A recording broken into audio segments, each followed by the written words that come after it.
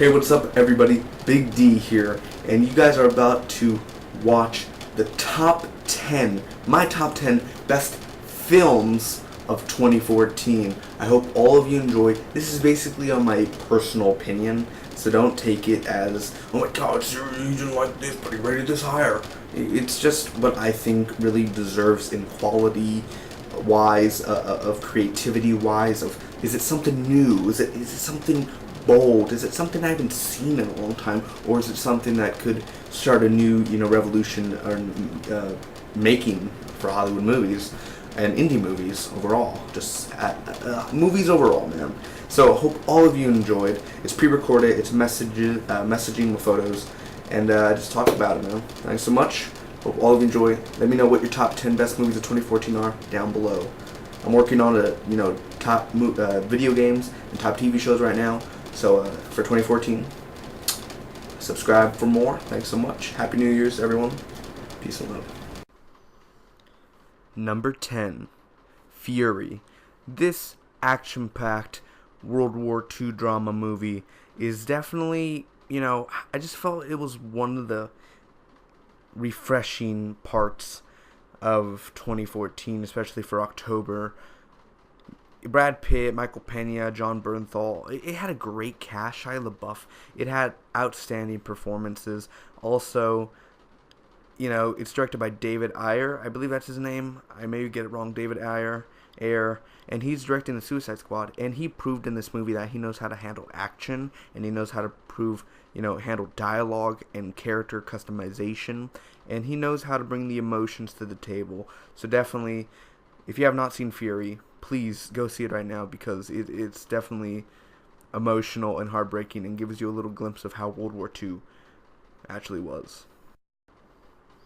Number 9, Unbroken. This movie literally just released 2 days ago on Christmas Day, and I walked out saying, holy hell, this movie really brought some perspective into my life and inspiration from Louis Zamperini. Excuse me if I butchered that.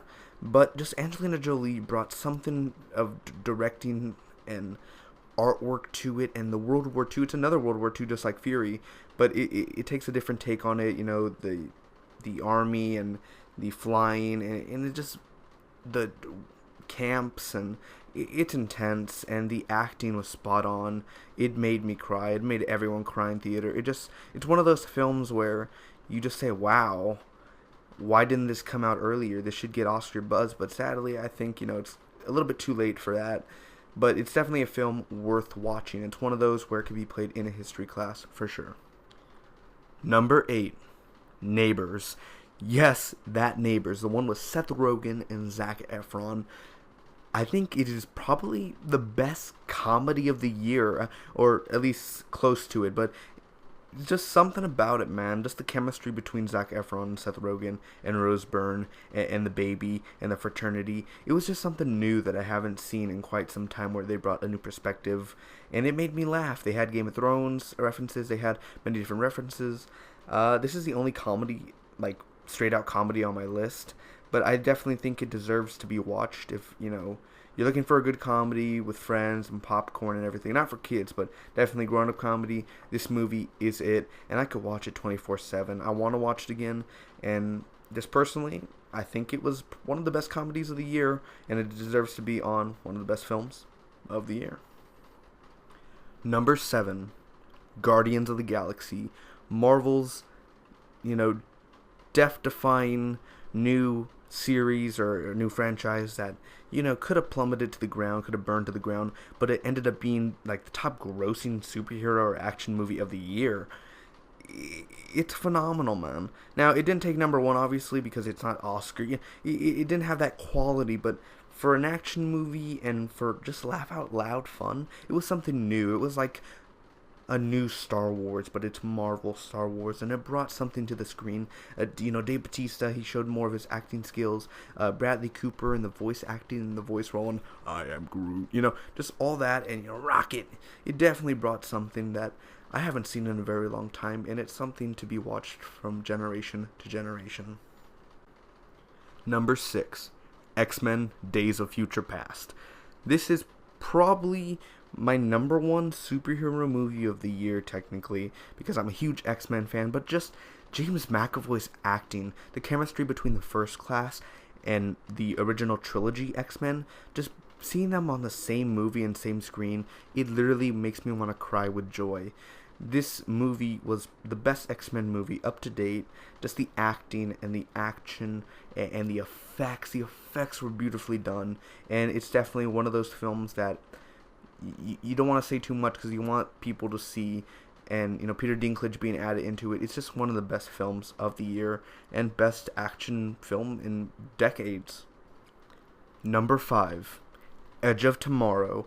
I literally think that this movie is probably my favorite sci-fi movie up to date, and that's maybe not of like the 80s 90s. They had very many good sci-fi films, but out of this year and out of the whole decade itself, Edge of Tomorrow brought something new.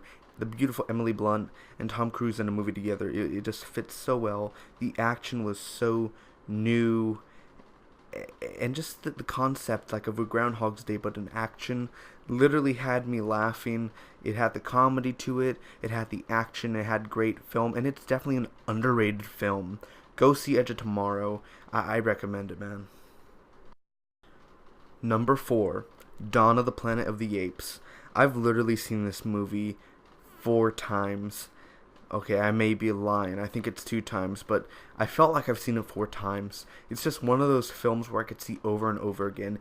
Andy Serkis' performance is phenomenal. The motion capture, the effects, the human survival instinct. Gary Oldman, kind of sorry that he was in the movie, but Gary Oldman's amazing.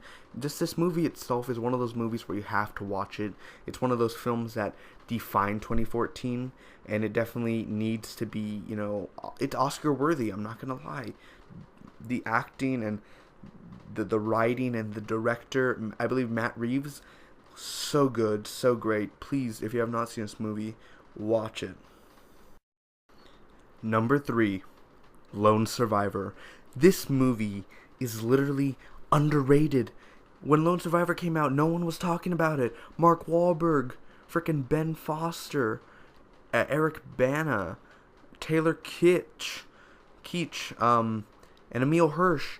This movie is phenomenal. I could watch it over again. It's based on a true story. I'm not lying. It's super good, and I'm surprised it didn't take my number 1 pick because there were 2 more good movies out of this year. But this movie is wow.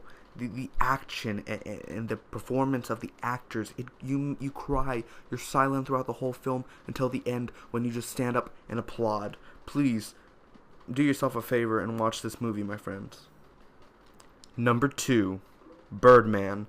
This would have taken my number 1 spot, but I'm pretty sure most of you will be surprised by my number 1 pick.